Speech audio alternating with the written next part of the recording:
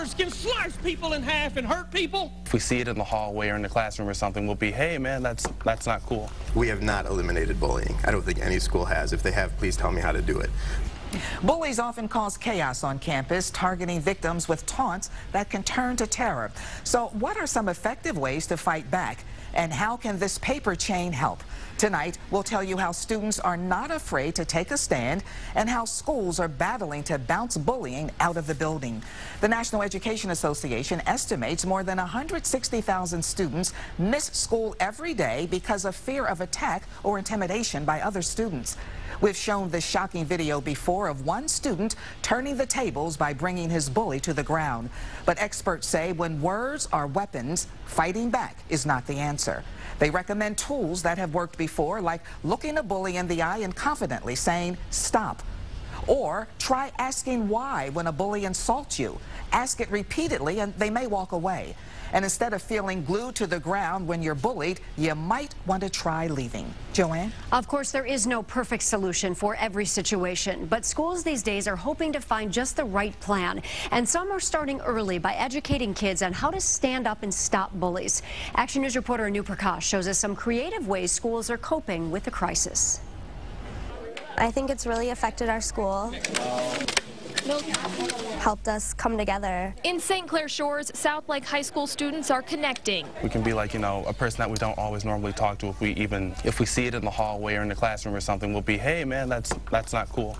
So we know how to deal with it now. On a mission to beat bullying. Help some kids with family problems and taught them how to deal with them. Their own random acts of kindness written on paper. Always smile, it may brighten someone's day. Each one a link. I feel like if you see someone you don't know in the hallway, we smile more at each other. We really just recognize that there's more than just our groups of friends and our cliques, and there's more around and we don't know them. Our goal would be to wrap it around the school and in the hallways and have a visual of, wow, look at all the great things that everyone in the school has been doing or great things others have done for them. This is just one small project the school has started after accepting Rachel's challenge. The uncle of Columbine victim Rachel Scott recently challenged students to foster kindness and stop the bullying, something Rachel was inspired to do every day. Your words are powerful.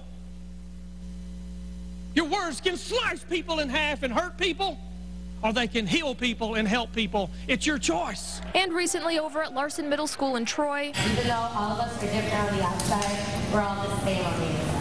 A week of activities promoting peace. It's a big problem everywhere, and I think because of the technology and the cyberbullying that is happening now, I think that is the biggest problem. It's changed a lot from the bullying that we experienced when we were growing up. We agreed to our golden rule: treat others the way you wish to be treated. And at Beer Middle School in Warren, Principal Annette Loria says they use a program called Kids Empowered, which provides training to students, parents, and staff on how to speak up against bullying. It seems like in middle schools when students develop a little bit more mean behaviors, and we're dealing with that on a weekly basis, where students are not being nice to others. So it wasn't that we had necessarily a rise in bullying. We wanted to be proactive. Now kids are getting ready for an anti-bullying week to start on Monday. It's full of projects and pledges to take a stand against bullying, but it does not stop there. We are going to advertise this to our parents and let them know what's going on a daily basis and actually ask them to have that conversation, because really, if there's not that connection, there's not going to be the carryover.